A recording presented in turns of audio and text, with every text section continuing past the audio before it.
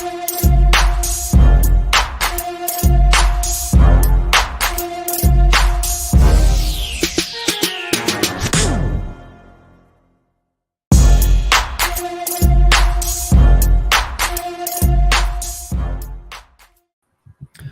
is up, everybody? Welcome to DFS MVP, the Week 3 episode 224. I'm your host, TJ Hernandez, the director of DFS at 4for4.com. Back, as always, with my co-host, Mr. John Daigle. Daigle, what's up, buddy? How you feeling about Week 3 so far? It is a tough week. I'll say that. Yeah. We have a lot to talk about in this show. Yeah, we definitely have a lot to talk about on this show. I have a feeling all of our DFS content, written content, comes out on Fridays. I have a feeling that we're both going to be doing some heavy editing throughout Sunday morning. So obviously we'll give you guys as much goodness as we can here, but definitely make sure you hop in that 4for4 Discord chat, subscriber only chat, so you can get those last minute thoughts. But let's jump right into it today, because we do have a lot to talk about. For those that have been listening for the first 2 weeks, you guys are already familiar with the decision point. For people that maybe missed the first couple of weeks, every week we go over the one thing that we're looking at that can be that's really going to determine our slate, not just from a player standpoint, but from more of a macro DFS theory standpoint. So what is catching your eye this week from for your decision point?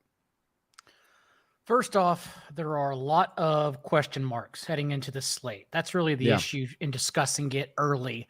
But whereas I thought I was going to ask you about potential spending down players, I think we're actually going to get quite a few by Sunday morning. So I'm no longer worried about getting value. I'm no longer worried about getting value in this slate. What I want to ask is, what offense do you think will be forgotten?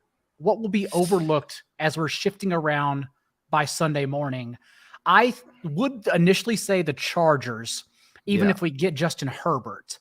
But given that now we have both Keenan Allen and Justin Herbert is questionable, that late news is going to attract people for better or worse. So I think the offense that will be forgotten about is probably the Bengals against the Jets.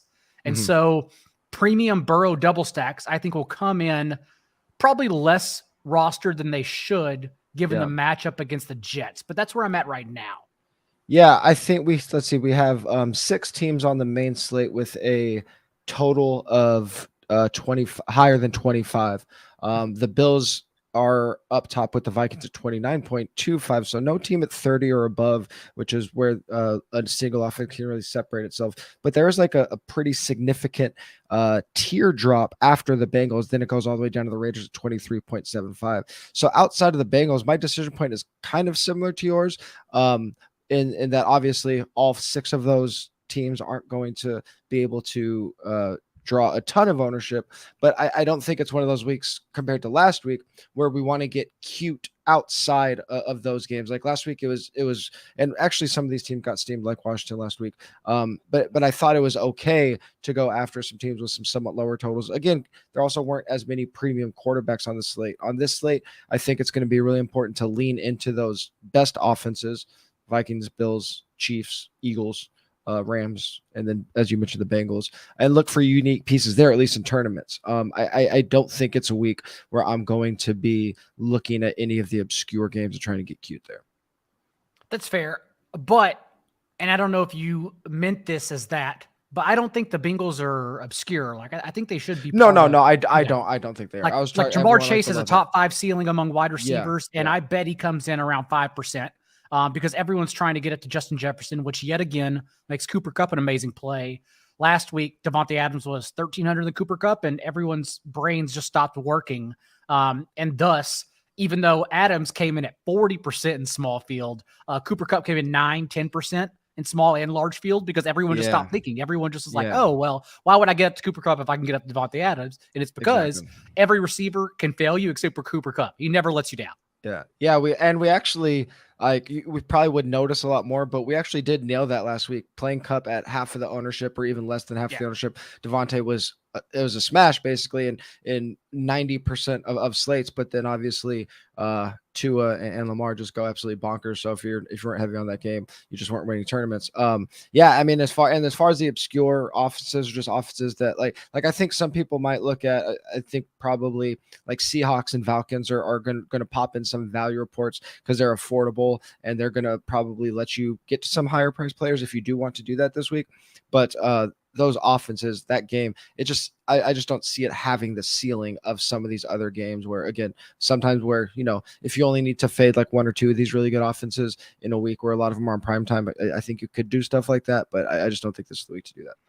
We'll probably talk about this as we get into positions, but what do you think the cost is of going down at quarterback? Because it seems like, as you mentioned, everyone considers Marcus Mariota a value in the slate because they're thinking his rushing upside, 18 carries through 2 games now, can match whatever the higher end quarterbacks do. But I think it takes a lot off the plate. Like, I don't think it's worth it personally. I definitely agree with that. I think if you're going to try to save at quarterback, like, do it on the opposite side of one of these games that could be a shootout, right? Like, I think the obvious one maybe is Goff on the other side of the Vikings. Like, he's going to be a little cheaper than these guys, but at least you're getting a quarterback in a really good game environment. Or if you're just, going to a Mariota just to save salary, like the chance of that game environment being conducive to him hitting, I don't know, at 5K or whatever on DraftKings, you still want to hit, 24, 25 points. It's going to be pretty tough for him to do. I was looking at Goff as well.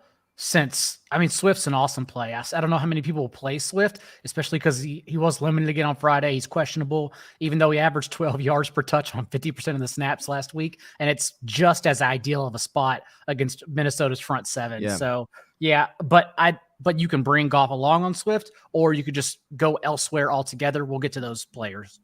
Yeah, definitely. Before we do get into all of those positional players, I just want to let everybody know that today's podcast is brought to you by No House Advantage. No House Advantage is changing the game by offering the most dynamic fantasy sports platform available today. Play pick'em contests versus other people for a shot at winning $250,000 in cash. Download the app, choose a contest, select your player props, earn points for correct picks, and climb the leaderboard for your shot to win big money every single day. You can also test your skills against the house and 20x your entry if all of your picks hit. Bet up to 5 player prop over-unders or individual player matchups across every major sports league. Sign up now with the promo code 4for4 at nohouseadvantage.com or download the app to get a first-time deposit match up to $25. Make sure you check out No House Advantage and experience daily fantasy sports redefined, because it's not how you play, but it's also where you play. You do not want to miss out on No House Advantage. Let's jump into those quarterbacks. And you mentioned the Bengals game. You like that game. You also like Joe Burrow's salary. Talk to me about him. So we're looking at where we can save on the site. Again, I think everyone's going to go down to both Kirk Cousins and Marcus Mariota if they don't pay down or if they don't pay up for Josh Allen. And so what I think is going to happen is that Burrow may go slightly overlooked, and it's just an amazing spot. Like, the Bengals are still passing where it matters most. Burrow has 16 dropbacks in the red zone, and the issue is that he's just 7 of 15 right now, whereas last year he completed 60% of his passes inside the 20.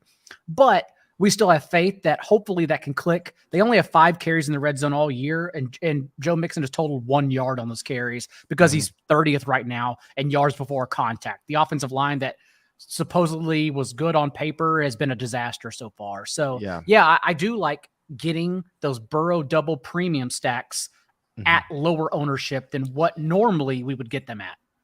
Yeah, the tough thing about this week is that a lot of these premium quarterbacks, or at least the quarterbacks in good spots, also have really expensive pass catchers tied to them. So even though Jamar is up in that higher salary tier, if you're saving a couple bucks with Joe Burrow, you aren't allocating so much salary and then obviously less ownership to that one stack. Whereas, like, if obviously the Bills are in a great spot, but just use them as an easy example, whenever you're stacking Josh Allen with Stephon Diggs, you just need that combo to hit so perfectly because they're taking up so much of your salary.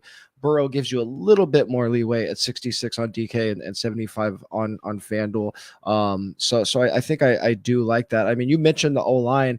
You think they get a little bit of a I don't want to say a rest, but a little chance to get things glued together a little bit against the Jets, who struggled a little bit last week against the passing game. I do, yeah. And really what I'm trying to do in this slate is get the game right because there are too many options. Like they're just good offenses and good players at every range in every single way. So I'm literally just trying to get my core game stack right. And you can do this one a lot of different ways. I hate to be the person that chases Garrett Wilson after a little breakout week. But you could always bring him back too. No one's going to play Elijah Moore since it hasn't happened through games. So you could always bring that back as well. Remember, at the beginning of the season, we thought that Elijah Moore would lead this team in targets anyhow. And so after 2 games, it doesn't make any sense really to come off that bias. So yeah, I just think there are a lot of ways you can play this game. Yeah, luckily for like if you do want to play this and bring it back with Jets, even though Wilson does get his breakout week last week, I don't think people are going to chase that just because there's so many good spots. I think he should be pretty comfortably in the single digits. So I think you'll get no matter how you bring it back with the Jets, if you decide to, I think you'll get some low ownership there. I am going with just one of our top values. This guy's going to be very popular, Jalen Hurts for the Eagles, but 8,100 FanDuel, 7,600 on DK in a game where the Eagles have a 27-point implied point total. He is going to, unless he gets up to Josh Allen level salaries, he's going to probably project as one of our best values every single week until that salary spikes, just because of how he accumulates fantasy points. He's obviously going to get you a ton on the ground. He's averaging 74 yards per game on the ground, but they are doing what we hoped they would be doing when they added AJ Brown, and that is passing more. They're 12th in passing rate over expectation. They're 8th in neutral passing rate. If you go back to the first half of last year, we kind of knew Sirianni wanted to do this, but then with Hurts struggles, they had to dial it in. Now Hurts is that I think I've said it every week. I think there are 3 double bonus guys, 3 guys that even have double bonuses in their range of outcomes. 2 of them are quarterbacks. We saw it last week with Lamar hitting the double bonus, just the 4th double bonus ever on DraftKings. Jalen Hurts has that kind of potential every week. We see it with his 288 passing yard average. I already mentioned the 74 on the ground. Washington is bottom 10, even though it is only 2 games, so we've got to be a little careful with our matchup stats until we get bigger samples. But bottom 10 in EPA per pass play allowed. And as I talked about in the intro, this isn't a slate where I'm really looking to veer off of these top quarterbacks. I think more importantly, even someone like Hurts, who's probably going to drop, 12, 13% ownership, could get a little bit higher. Just look for ways to be unique around him. And luckily, a lot of the stacking ownership is probably going to go to Goddard with him because Goddard's cheap. So even though Hurts is a good play by himself, he'll drag up AJ Brown and Devontae Smith a little bit, but I don't think either of their ownerships will get outlandish. I think Jalen Hurts is the lock cash game play on both sides. If you want a very large field run back, and I don't think we need it anymore, but initially where my head was at before we thought we were now going to get maybe Zamir White and a couple other cheap running backs. Yeah. I thought J.D. McKissick was also a good run back. Interesting. He's still out-snapped Antonio Gibson 14-5 on 3rd and 4th down this year. And then last week, as we saw, week 1, not involved because it's a positive game script. Negative game script, though, this is still J.D. McKissick's offense. 7 targets for a 15% target share. So, like, if you think Jalen Hurts and the Eagles offense just pile it on them, like, J.D. McKissick is going to be out there for 7 to 10 targets. Yeah, I actually like that a lot, especially on DraftKings. Obviously, you're going to save salary, and then you're going to exclusively on DraftKings. Yeah, you're going to roll up those PPR points really good. And like he's that's always like an interesting type play because obviously it makes like it makes sense for a large field because you get super low ownership, but like, does he have the ceiling to take out a large field? It's almost like, maybe he works in small field stuff too. Cause if he does get you, I don't know, 12 PPR points or something, that's not a crazy ceiling, but it might be enough to keep a really strong stack afloat in like 100 man or a 200 man or something like that. So I do like that. I went really, really deep in this game on the write-up, on the GPP breakdown on 4for4. So if you do really want to think about a lot of different ways to attack this game, I would encourage people to go check that out. Another game that I talked about a lot, and I think this is maybe the best tournament play on the slate, is your top running back this week. Yeah, and that's because, as we know, a lot of people are going to take on Kirk Cousins' salary, and I think there's a good reason to. Also, they will likely bring along one of, if not both, Justin Jefferson, who is 600 cheaper, I think it is, than Cooper Kupp on DraftKings, and then Irv Smith sitting there at 3,100. And honestly, like, Dalvin Cook has just as good of a matchup as Kirk Cousins. 23 carries or 23 touches we saw in week 1, and then game scripted off the field in the second half because the Vikings trailed 24-7 after 2 quarters. But he's still quietly run around on 71% of Cousins' dropbacks. So he's out there for passing downs. And also, it's such a good leverage play because not only against the passing game, trying to soak up the touchdown equity, but if Dalvin Cook succeeds, it's because Irv Smith fails. Because week 1, Johnny Munt is their run blocking tight end when Munt outsnapped Irv Smith 40-19. Whereas last week, Irv Smith was out there more as a pass catching tight end. So like, if the running game's working, Irv Smith's not on the field. And so that helps us get leverage against Irv Smith. So I love Dalvin Cook this week. Yeah, he was actually my cover boy for the GPP write-up. And obviously, you mentioned how much people are going to be on that passing game. The Vikings are projecting as our highest cumulative passing game ownership on both FanDuel and DraftKings. A lot of people, because of all of these really good receivers and really good spots, a lot of people are going to be paying up at the wide receiver position. We're going to see a lot of running back values pop up, whether it be my guy or someone like Zamir White that you mentioned. David Montgomery is probably going to be pretty popular. So all these cheapish running backs are going to be popular. We've seen CMC did have 100 yards last week, but he hasn't found the end zone. We saw JT and Derrick Henry have struggled early in the season. So people have been burned by these high-priced running backs. So if you do pay up for running back, in addition to leverage off the guys you mentioned, it's going to be a really nice way to get unique with your roster build. And I think you could make the argument that Dalvin Cook is cash viable because they are 6-point favorites. We know that his usage is through the roof, like you mentioned, or it should be. I mean, he got game scripted out last week, like you said, but a 10-touch game or 6-carry game for Dalvin is not the norm. We know the norm for him is easily 20-plus touches, and I think you should see that in that game. Now, I don't know if I'll be able to get up to running back in my cash game builds, maybe if like you pair him with Zamir, but I think Dalvin is really just a fine play in every format. And this is the first week where cash games have some variations. The first 2 weeks, at least 5 or 6 players were easily just locked in. You maybe had a 1v1 if you were doing it right. But yeah, this is the first time where, okay, well, you got David Montgomery there who chalked David Montgomery in tournaments. How many times have we done this? It's easy to get off. But in like cash games, he's right there at a great salary on DraftKings, so it's easy to lock in. But yeah, Dalvin Cook, we're not sure yet. We're still waiting. Yeah, and since we are in running back, I briefly mentioned it. I think you noted it too. If Josh Jacobs is out, Zamir is probably going to be the chalkiest player on the slate. He will be a cash game lock, so that will change how people are thinking about it. I really we're going to have to think really hard about how I feel about Zamir in tournaments. I would have to see what his ownership comes in at, but I kind of have a sneaking suspicion that I'm going to end up liking the Titans side of that game if the Raiders get steamed up. That's a good pickup right there. If you're talking about running Derrick Henry instead of Zamir, that's the leverage. That is a very, very good trade-off.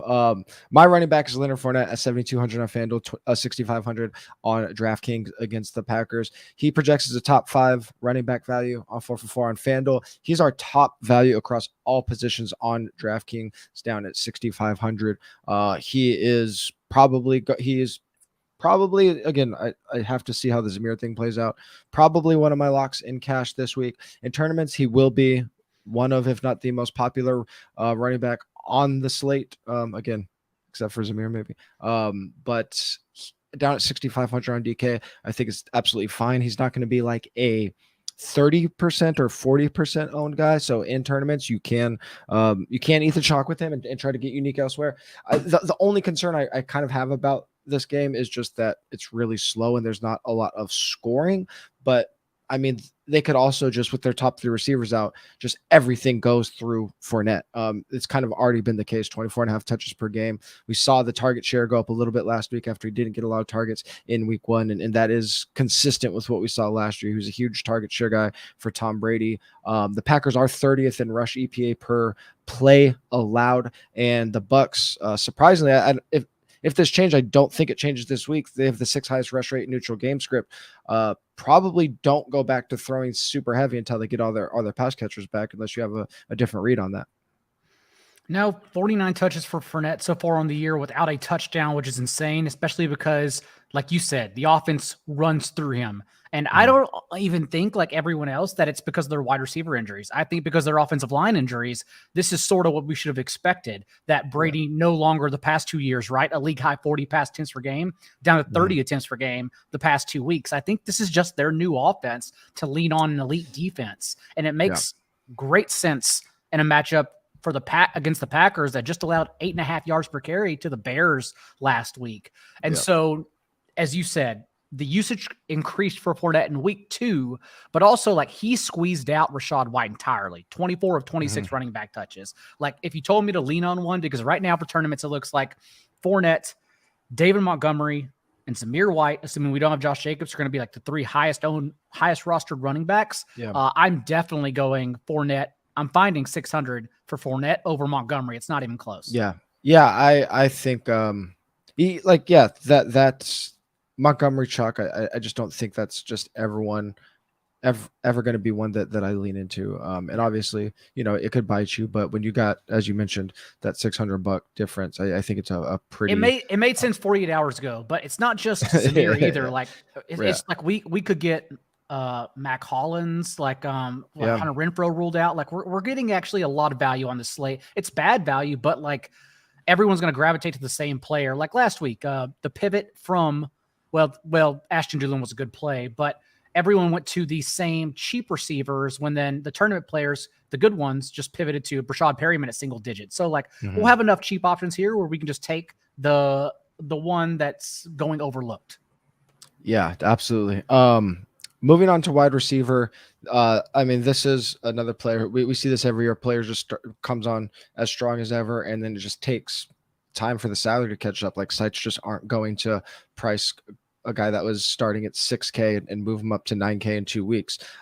Your guy fits that range, and he's actually in the same game as your last player you're talking about. I took the easy way out because a couple of weeks ago I mentioned Barkley. I compared him to Cooper Kupp as the guy whose salary just gets left behind.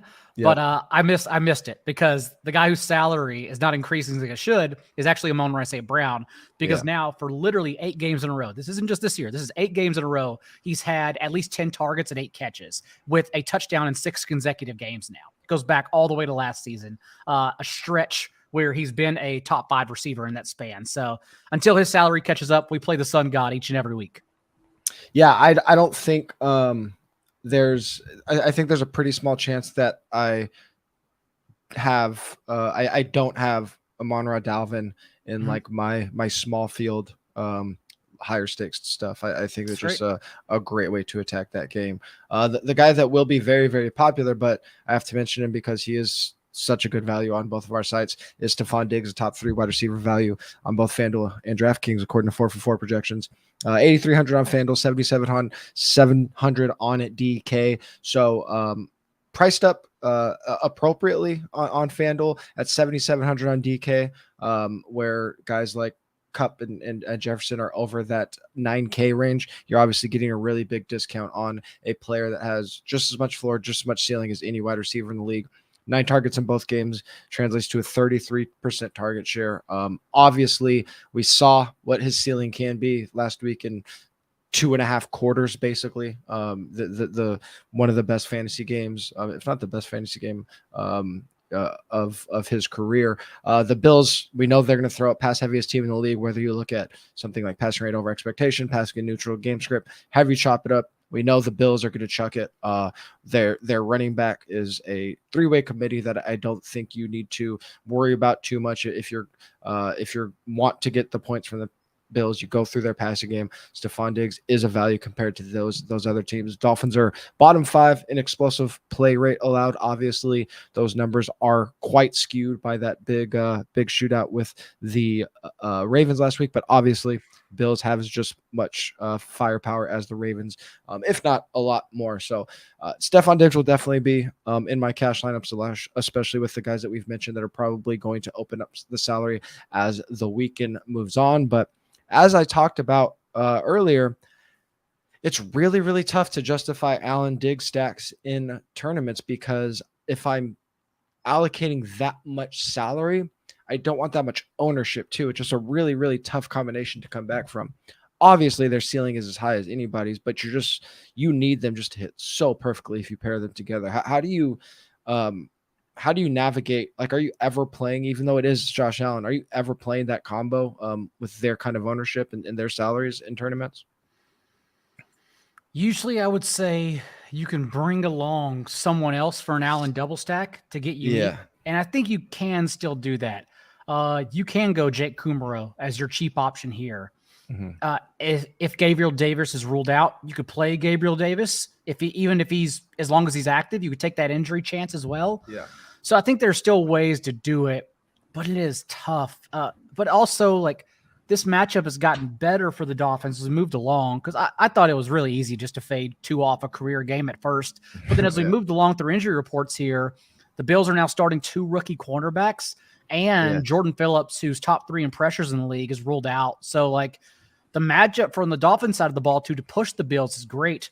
And the issue is we haven't seen Stephon Diggs hit his ceiling yet, oddly enough. Like in week 1, he ran 8 fewer routes than Gabriel Davis, 83% on Allen's dropbacks. And then last week didn't play in the fourth quarter. So, like, even though he had 120 and 3 touchdowns. So it's just, it's like, there's still so much there. He's averaged 11.5 targets and a 32% target share. He's averaging 35.5 fantasy points per game. And there's room to grow given his usage through the first 2 games. So it's crazy. I don't think I'm, whether I play with Allen or not, man, I don't think I can get off him. I think I have to eat it.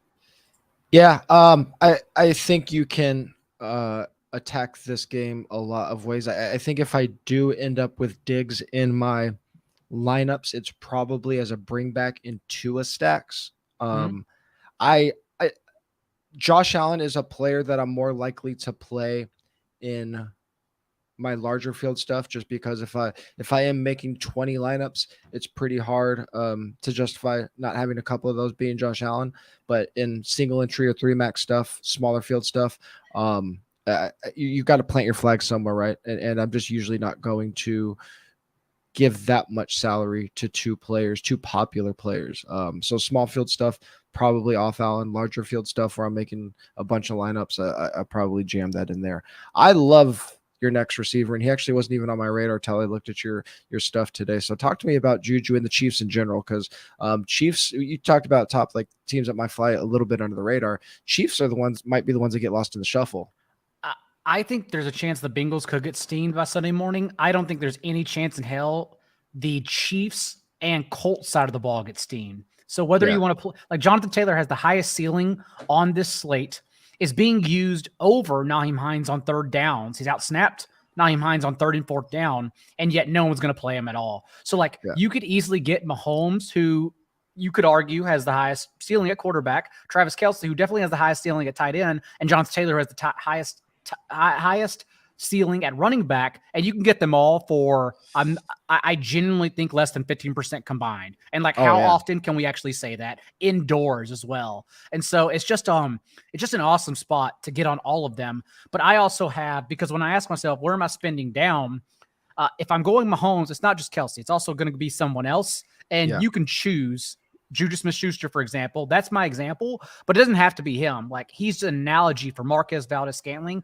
And honestly, for super large field, if you want to get cute with 3,400 Sky Moore on DraftKings, I'm okay with that too. After Eric Bieniemy said he quote unquote guaranteed that Moore would see more than 2 snaps moving forward. That could be 5 snaps, by the way. Yeah, exactly. But nonetheless, like MVS still leads the team in routes run, so you can get the usage if you want. He's only total 57 receiving yards, but you can still get that usage. And Juju was at least successful in week 1 and has still run the second most routes by far on this team. So I do like, again, looking for somewhere to pay down. Even if you don't go Kelsey, you can go 2 wide receivers with Mahomes. And again, this Chiefs offense is going to be completely overlooked. So I like this matchup a ton. Remember, when the Chiefs played Gus Bradley and the Raiders last year, Gus Bradley, of course, coordinating now for the Colts, they ran the Raiders the highest rate of cover 3. They don't change their scheme at all. I talked about this on Move the Line, and Mahomes averaged a 74% completion rate and nearly 9 yards per attempt for 330 yards per game in their 2 matchups. And it would have been more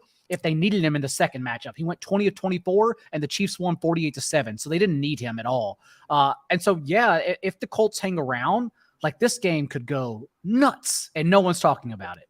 Yeah, the good thing about the Chiefs is they're not a team that necessarily needs to be pushed. Like Andy Reid will let them drop a 50 spot on a team that they're blowing out. But for conversation's sake, for argument's sake, if Michael Pittman plays, can the Colts push the Chiefs, or is it just like if they do push the Chiefs, is it because Jonathan Taylor's going off? I think it's both. I think both can happen. Yeah, so you can literally pick your poison. I've had lineups where I put Michael Pittman in there too because I don't think he'll be rostered either. Yeah, I have a little bit is Matt Ryan washed concerns, but that's I mean I agree, but also like week 3, when we get to week 6 or 7, we'll know if Matt Ryan's washed. In week 3, we could at least justify that. Okay, week 1 did not go well. I understand. Week 2, I throw out the door, given that I've talked about this on other shows too, but the Colts ran 90 plays in 70 minutes of football and then traveled to the East Coast for an early kickoff. Like it was always ready to be a disaster for them in that game, which is why I played Jaguars defense last week in tournaments. But this week, I'm willing to put that aside and just say, okay, this is the last chance. If there's a game where the Colts are going to be good, it has to be at home and finally with a little bit of a rest here. Yeah, you actually, I'm glad you brought up the Jags because they were not on my radar going into Sunday, and you talked about them. I don't remember if it was an article or on here, but luckily they made it into one last minute FanDuel lineup. So I think it was even though Discord. I mentioned correlating James Robinson and Jaguars defense in Discord. Yep. Both of them were great. Yeah, see, so get in the Discord because I mean, I didn't have any Tua. No, it didn't matter because I didn't have any Tua, but we got that right at least. I didn't completely lose my shirt with that Tua. I'm going back to the well on a guy that was very popular last week in Greg Dortch, 5,100 FanDuel, 4,300 on DK. Again, like we mentioned, there should be a lot more value opening up on the slate. So even since this morning, it looked like it might be hard to find guys to pay down for, but I think this is still a pretty good spot. We saw his targets take a little bit of a dip from 9 down to 4. But he had a couple yards and a few catches. So it wasn't a complete disaster last week at near minimum salary, a little bit higher than minimum salary this week. But we still got Rondale Moore already ruled out for a potential shootout in the late game window against the Rams. We saw like Arizona was through 6 quarters of the season. It was like, man, maybe Arizona really is the worst team. One of the biggest disappointments in the league. And for 2 quarters and some time, they finally got it together and looked like they could have some at least splash plays or splash games in them. And the Rams are a good team to have it against. Rams are bottom 4 in pass EPA per play allowed. So I'm okay going back to Dortch. And just this game in general, it's an interesting week. Last week, I talked about one of the most important things was late swap, and I spent a ton of time late swapping last week.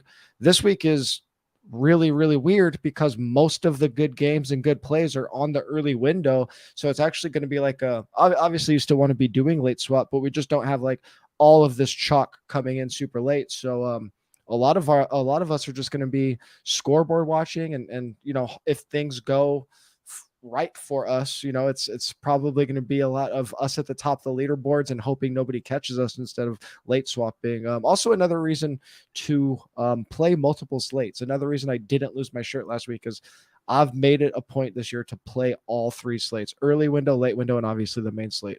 You just get bigger sample. I think it's a good idea.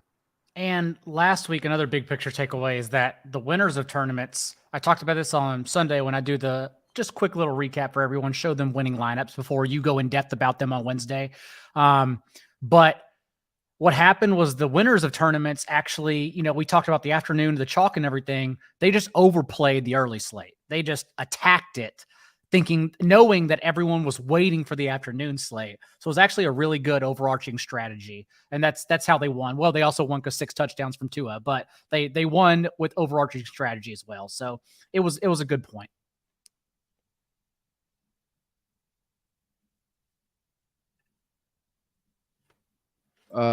We got flooded with questions from Discord last week about late swap, and it was just kind of like, I wanted to help as much as possible, but it was if you didn't have 2, I was like, yeah, you could keep late swapping, but man, I mean, I had to swap onto like Damian Pierce, and even he got there, and it just didn't matter. Like it just, well, especially because I had Trey Lance, so who cares? Speaking of Tua, let's be forward facing instead of looking in the rearview mirror. Talk to me about Mike Gesicki at tight end. You asked, how do you get the Bills in tournaments? Yeah. And I will tell you, everyone will be dragging along Tyreek Hill and Jalen Waddle.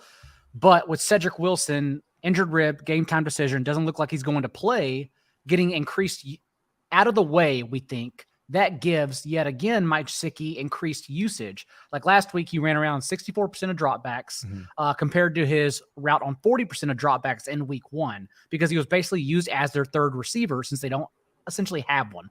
They can call River Craycraft their third receiver. It's actually Mike Gesicki. So if Cedric Wilson's rolled out again, going to Gesicki is the unique way to get like the 2% guy to bring along in a game stack with your Bills players. That's why I bring him up.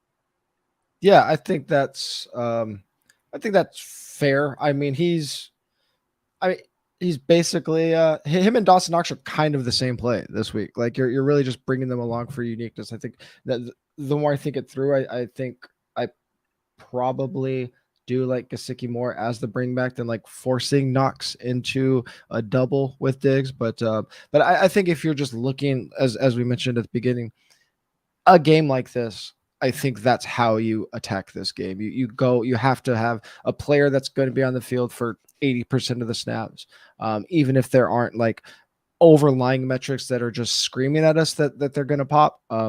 When there's a lot of scoring to be had, being on the field helps you score, right? So even though Gesicki isn't someone that we're like he's probably like still like a sit start question in redraft, he actually probably does make a lot of sense in addition to game stacks.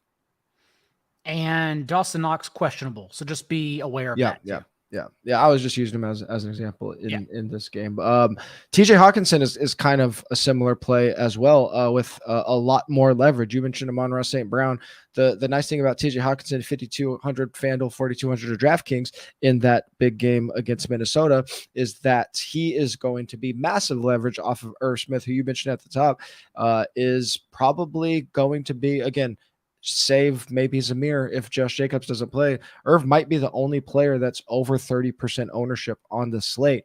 And I love paying down at tight end. I really, really do not. I probably like taking on 30% ownership on a tight end that isn't Travis Kelce or Mark Andrews. I probably like doing that less than I like spending all that salary for Diggs and Josh Allen. Like at least we could comfortably project them really well, right? When we just see this runaway ownership on cheap tight ends is just not something we see be successful in tournaments. He is going to be my cash game lock, Irv Smith is, but TJ Hawkinson on the other side is just, he's still a top 2 value on DraftKings. So you can actually make the argument that if that he is cash viable in a vacuum.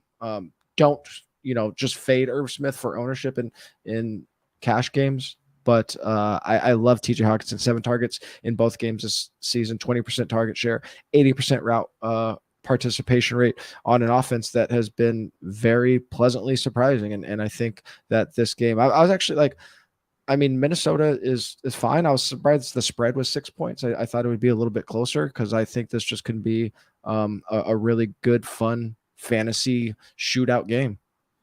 Yeah, my only concern is that Amon-Ra St. Brown is the reason TJ Hawkinson's failing now, because remember, St. Brown didn't play 80% of the snaps until Hawkinson was ruled out for the year last season. And from that point forward, Amon-Ra St. Brown hasn't turned around, and they actually have the same ADOT. So like he's just eating away at the same exact area of the field where Hawkinson gets his targets. That's why like no one's competing with DJ Shark. The issue is those targets to DJ Shark are also inaccurate, so it really doesn't matter. But yeah, that's my only concern here. However, there are a lot of options at tight end, and I'll just direct everyone to the article I wrote on 44.com because I added more. We're going to get a lot of cheap options here. And so I would just say correlate it to your game stack.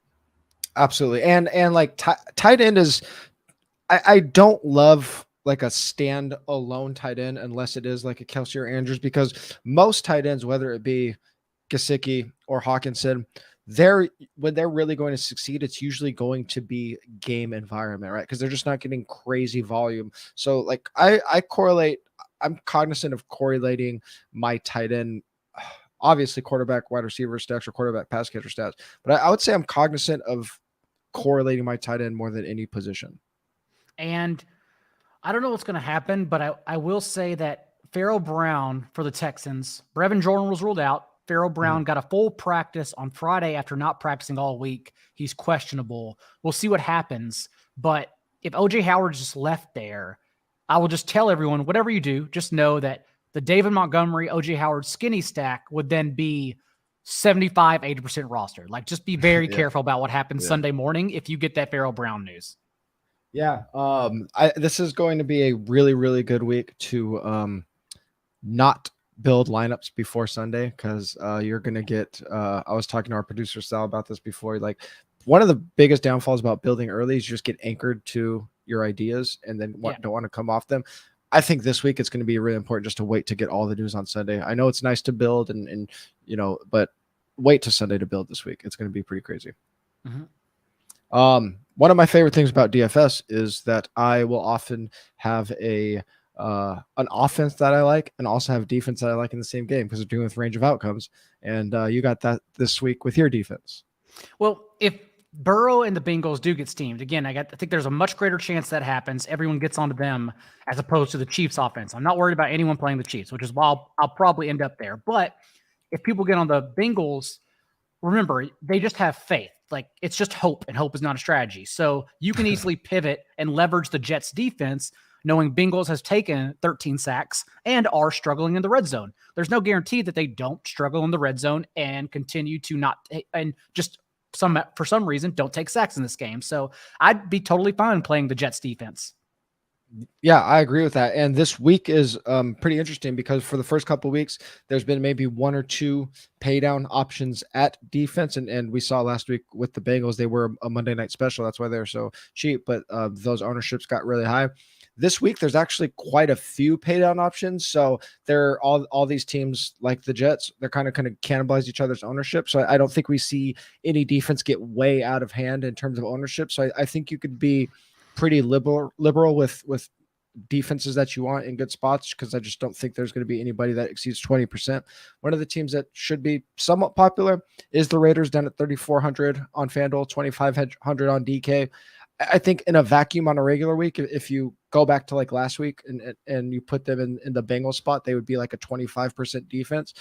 This week, I think maybe they'll be like 12% ish, but they probably end up being my cash game play, even though I do like the Titans a lot as a tournament play. But the Raiders at 3,400, FanDuel 2,500 DraftKings. After what we've seen the Titans look pretty bad so far this year. So I mean, I don't know how much longer till we get the Malik Willis era. Obviously that was garbage time that he played last week, but if they keep playing like this, the defenses could have some field days against them. But like people last week who knew what the Bengals were going to do, we didn't expect 41% in the Millie Maker. Like 41% in large field is still atrocious. That's egregious tournament building, everyone. I had them at crazy. 30 in our 30 to 35% range, and we have a model, and sometimes I'll tweak pretty heavily with it, but I try to trust machines more than me. And I was like, I just can't imagine a defense gets over a third of the rosters. And sure enough, 41%. To be fair, though, we're not going to see anything like last week, I imagine, for the rest of the season. On small field FanDuel, Derek Carr was 45% rostered. At quarterback, reached 45%. Devontae Adams, we talked about on DraftKings, was over 40%, and Kupp sitting there at 9%. And it happened at wide receiver too. Amon-Ra St. Brown, everyone caught on. He was 35%. It was just absurd last week. We won't see it again. But like last week, when people for the ultimate leverage instead went to the Cowboys defense, which outscored the Bengals defense, I'm open to the idea of the Titans defense too. Whether you play Derrick Henry or not, maybe you play Treylon Burks. I don't know what you want to do, but there is some ways to correlate the Titans defense, knowing that everyone will probably get to Zamir White Raiders correlation instead. Yeah, absolutely.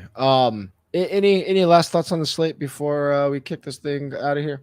Pay attention to injuries. Be in the Discord with us Sunday morning at 10:45 a.m. Eastern, because that's where we'll gather all our thoughts from overnight Saturday, all the Schefter bombs, and we'll have a much better idea by Sunday morning. It's very early. Yeah, Discord has been really, really great this year. All the subs have been very, very active, and then all of us are active as well, myself and Daigle, giving out our tournament ideas up to the last minute, even after we finish our show, which is at 10:45 a.m. Eastern time. We stay in there. I've been offering some players for my player pool, my cash game core. So when I'm done building, I'm kind of spilling out all my thoughts in there as much as possible. So subs have been enjoying it. We've been enjoying it. So if you haven't signed up yet, definitely encourage you guys to sign up for 4 for 4. And if you are signed up for 4 for 4, all you have to do is follow the links in the articles to get onto the Discord. It's already in there for you. So we appreciate you guys. If you are watching on YouTube and you want to help us out, please like the channel, subscribe to our channel, like the video. It goes a very long way. Whatever podcast platform you're listening on, a very easy way to support us is give us a 5-star rating review. That stuff helps out a ton. And if you want more of what we're talking about every single week, check us out on Twitter. Daigle is at not J Daigle. 4 for 4 is at 4 for 4 football. I'm at TJ Hernandez. Talk to you guys Sunday morning.